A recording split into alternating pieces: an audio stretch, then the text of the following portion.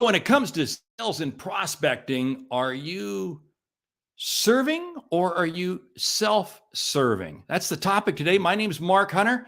Hey, you know me as the Sales Hunter, and we've got a great guest that's going to come on right after this. You're listening to the Sales Hunter podcast with Mark Hunter, where the focus is to help you as a sales leader sell with confidence and integrity. And now here's your host. Well, I said the topic today was, hey, when it comes to prospecting and selling, are you serving or self-serving? So, hey, let me introduce the guest who's going to help unpack this whole thing. Liz Wendling. Hey, Liz, great to have you on the show. You know, I tell you what, if you don't know Liz, you got to follow her on LinkedIn because she cranks out some incredible content. And you do some really good stuff. So Liz, thank you for being on the show. I am so happy to be here. It's finally nice to. I've known you for a long time, but never face to face like this. Well, I know. Well, I know this is the first time we've actually met. So I've got to ask you, are you going to serve today or are you going to self-serve? I'm going to serve. Ah, so, hey, let's dive right in. Do you find salespeople self-serving? And I know what the answer is. Yes. Well, they won't admit to it, but what they're actually trying to do is they're caught in the belief of that old decades-old mindset that in the sales world, it's all about don't sell, be of service. And don't look like you're selling anything, just show up and serve. All the way to stop selling and start serving. Now, I'm not saying that's wrong, but that mindset, when people lean too heavy on that, turns into some trouble because many people take that serving piece way too far, where it winds up becoming self-serving.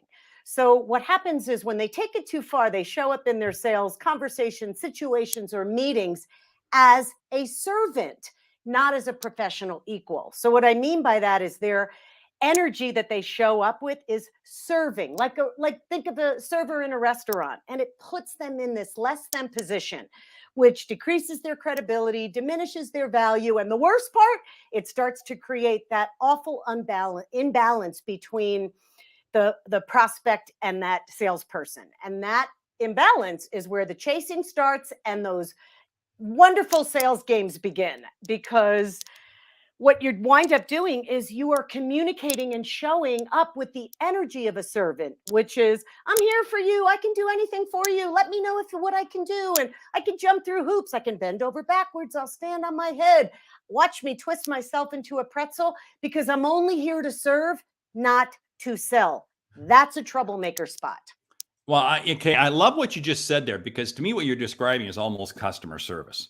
And what happens is salespeople wind up giving away the farm. Now, here's the challenge, because if all I'm doing is serving you, and I do believe you got to serve the customer, Definitely. but then you never really dig into the information and get the questions and get what you need, because sales to me is about uncovering incremental opportunities.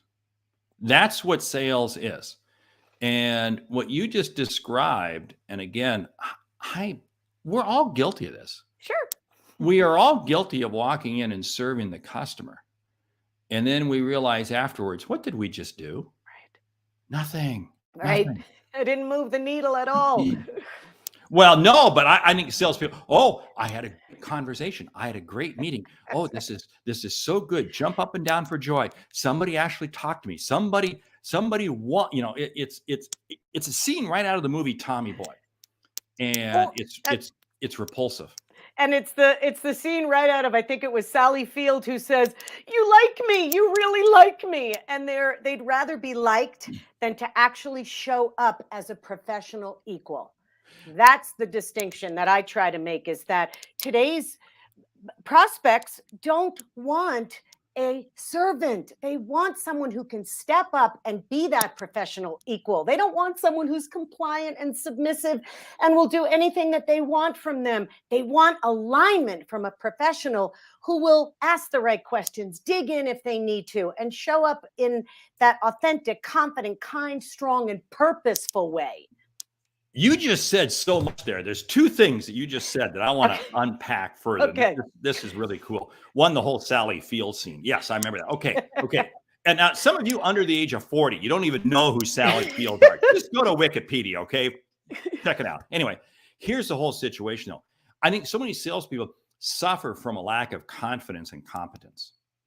And they struggle with rejection. They struggle with this. So they just want to be loved. They want to be held. It's like, I'm sorry, but nobody really loves me. I come home, my dog doesn't even love me. My cat ignores me. I mean, they suffer from this syndrome. So when they have a customer that can like on them, they're like, wow, this is great. But it never gets us to where we want to be, because today's customers, they really don't want to be bugged.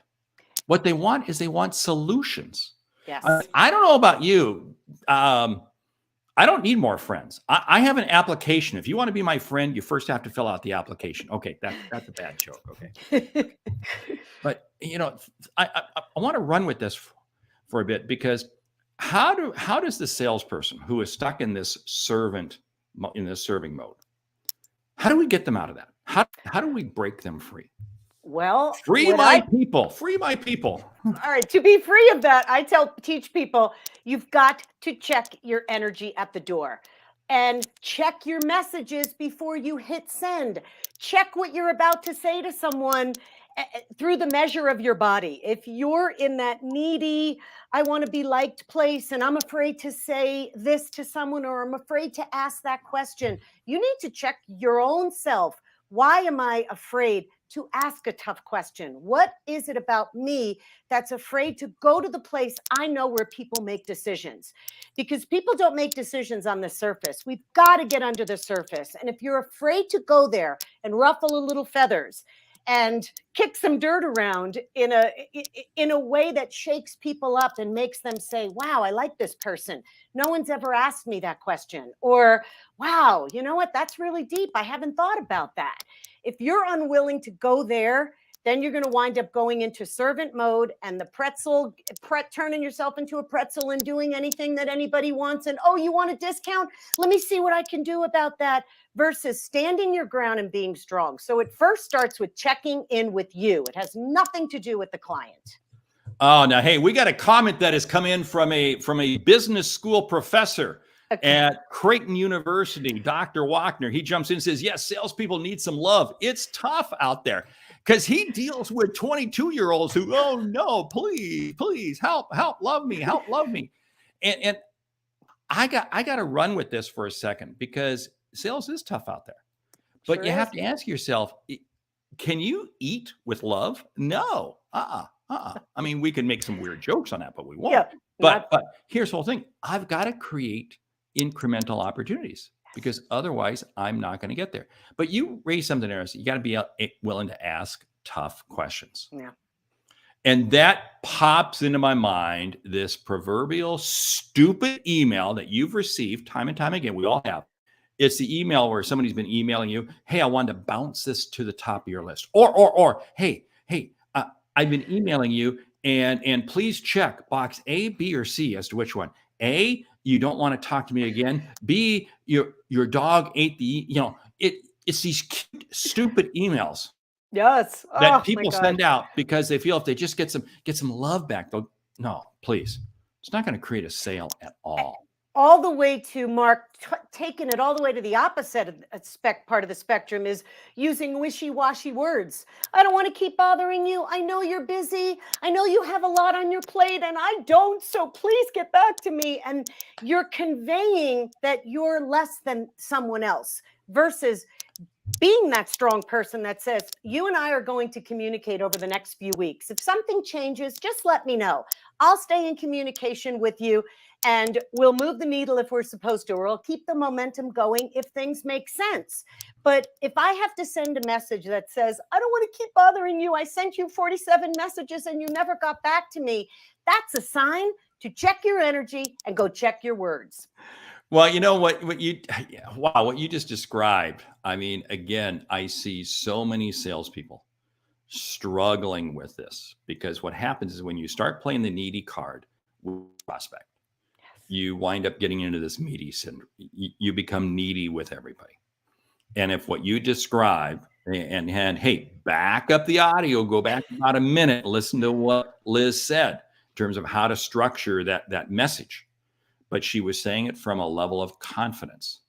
It changes your mindset and it changes how you communicate. This is one of the biggest issues I think salespeople have. And it's the reason they default into, I'm just going to serve, serve, serve.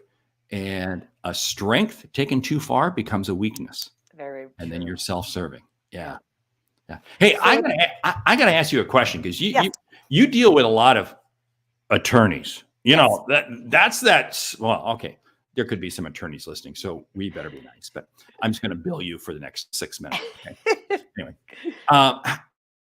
how does this whole serving, self-serving, prospecting, selling play out with attorneys? Because here's the challenge. So many people who are listening to this podcast, well, I don't really sell. No. Hey, everybody's selling. I get to work with a lot of banks, and I'll hear bankers, commercial banks. Oh, we don't sell. Well, how do you keep your doors open? Right. I tell people, if you're not selling, then people aren't buying. There you go. Boom, drop the mic. Let's go home. End of conversation right there. Yeah. Thanks for having me. Yeah, Well, yeah. when it comes to attorneys, they're in the same boat. We don't sell. Here's the other one, Mark. We educate people. We educate them. Well, if it was 1995, I'd say that's great. But now people come to the table completely educated. If I'm working with a family law attorney and they're sitting down with a potential client, they know a lot about the divorce process. They probably have 20 people in their life that have already been through it.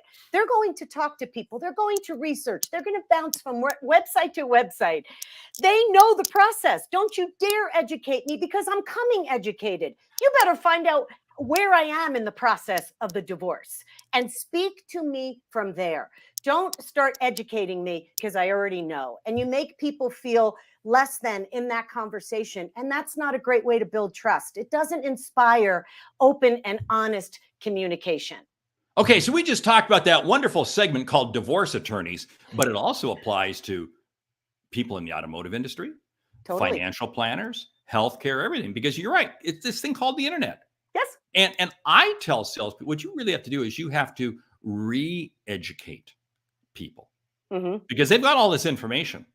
But you know what? Who knows where they got it from, and who knows? So you have to re-educate them and Yes. and narrow it down, because even with all their education, they probably still don't understand what their need is, let Very alone true. how to solve it. And you do that by asking those tough questions, by letting people know that you and I are having a conversation today about A, B, and C. Together, you and I are going to get to X, Y, and Z. And then finally, we'll talk about what it would look like to work together, the fees that may be involved. You want to let people know they're coming into a strong and open conversation of two equals, not sit down and I'm going to lead this conversation. And what a lot of people might not know is I do secret shopping for law firms. So I put on my fake ring, pretend I'm going through a divorce, and I will do a Zoom call with a fake name, and I will actually secret shop a divorce attorney who's going through the process with me. Where are they missing opportunities to build a connection, build trust, articulate their value? Where are they missing the mark that makes me, the ideal client, turn around and say, thank you for your information, but I'll let you know if I want to hire you? They're missing the mark on so many levels because they're not selling. Remember, they're educating. And that's not what people want. They need help to make a decision, and they're looking to the professional to do that. You have just described a great reality show. I mean, think about this. This could be this is a classic case. Liz goes undercover. Undercover Liz. Yes, undercover Liz.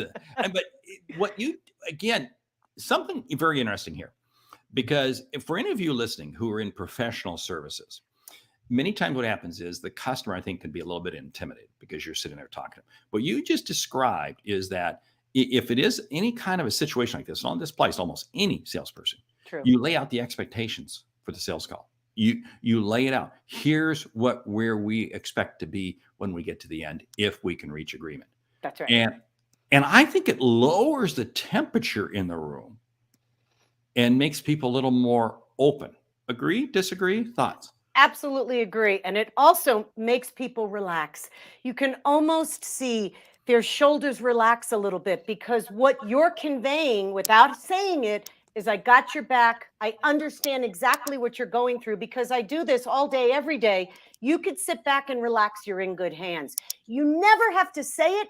You get to convey it through your words and your body language and how you make someone feel comfortable in that process. And it builds enormous amount of trust in a short amount of time.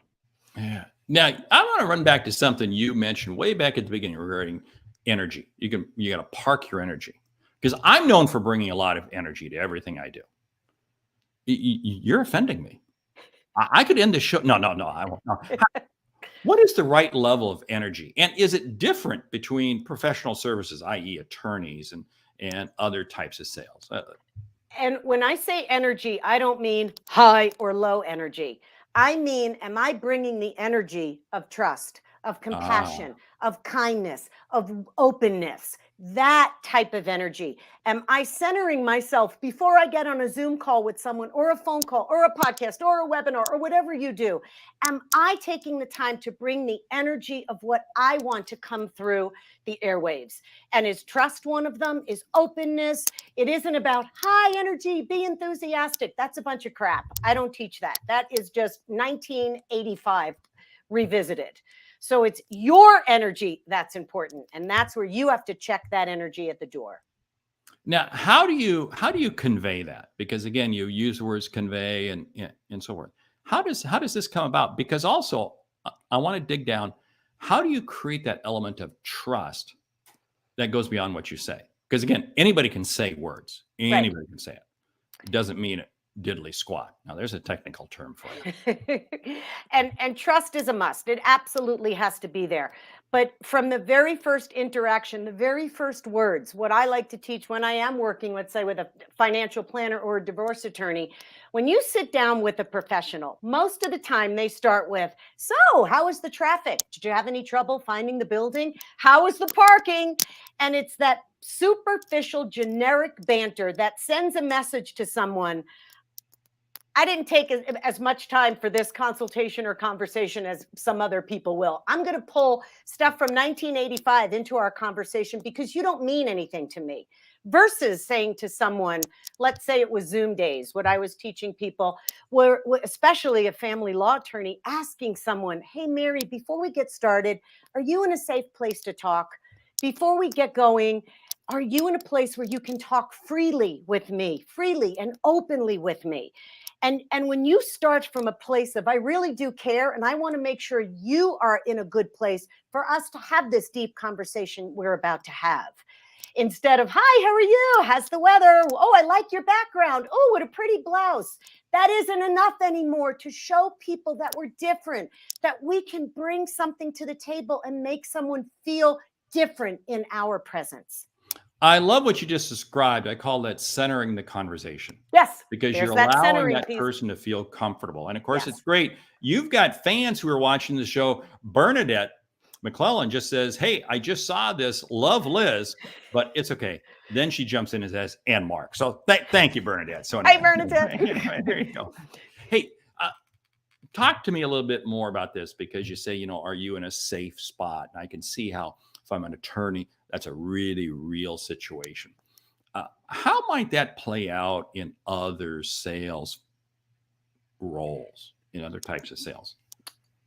It's a similar feel. You, instead of you pulling in the generic and safe stuff that everyone else uses, I always challenge professionals to think about, when they're sitting in front of someone, what intuitively would feel like a great place to start.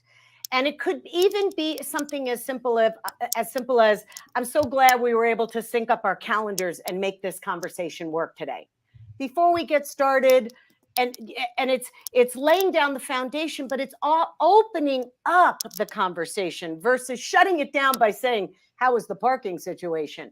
That doesn't open anyone up or build any trust. So it's opening it up to a dialogue between two human beings about to have a difficult conversation, or it doesn't even have to be difficult, but it's starting it in a different way. So the path that we go on isn't generic, isn't predictable like every other person they may sit down with. There's a couple of things that you said there that I like. We don't sit there and say, "Oh, how was the weather? What did you do this?" I hate questions like that. You're right. I met a person this morning for breakfast, and first thing he asked me was, "How was traffic getting over here?" It's like, well, what do you think? Okay, it's 7:30 in the morning in Dallas, Texas. What do you think? Hello, you know. Here's where I'm going with this. Okay. What I like is that you didn't say to use those questions, and you didn't say to just jump into the presentation, Right. but you asked questions that are relevant to the person to help them feel comfortable. Yes. And I think that's a key piece because that's really serving the customer Yes. because you're putting them in a place that now we can have a meaningful conversation. Right. And it starts this beautiful path versus this bumpy one when you are self-serving and asking the question, hey, how was traffic? I don't have anything else to ask you because I didn't prepare. So let's talk about generic traffic. And it doesn't position you as someone who's different. It doesn't place you at the top. It puts you right even with everyone else. Yeah. Wow. This is so good. Another viewer's chimed in to build trust on sales. It's important more than promises. Promises what we can deliver and on time. And that on time piece is so key because I think so many salespeople lose all credibility when they make a comment on something Yes. and yet they don't deliver on time. We got to wrap this show up here in just a bit. Okay. And absolutely fascinating conversation. You know, are we serving or are we self-serving? Now, Liz, where can people? And hey, the show's not quite ending because we got the after the show That's show. right. I haven't asked you, so you gonna stick around for the after the show show? Yes. Okay, don't because otherwise I won't pay you the big bucks that you're Okay. never gonna get from me. Anyway, how can people get in touch with Liz Wendling? They can email me at liz@lizwendling.com, go to my website at lizwendling.com, go to LinkedIn at Liz Wendling. Just Google my name and you'll find me, or even Amazon. And the on last Amazon. name is spelled Wendling. Correct. Don't go saying Wendling. It's Wendling. And I have books on Amazon as well. Just throw my name in there. You're bound to find me. Hey, that is absolutely fantastic. Hey, you know what? Great conversation today. We've been talking with Liz Wendling regarding, hey, when it comes to sales and prospecting, are you selling or are you serving or are you self-serving? Now, hey, we got to kind of wrap this up, but the after the show starts here in just a moment. So stick around. We'll be right back. Perfect. You've been listening to the Sales Center podcast with Mark Hunter. Each week, it's my fortune to bring to you, well, I should say I'm fortunate enough to bring to you a guest to share a new topic. Right now, let's go back to Liz and the after the show show.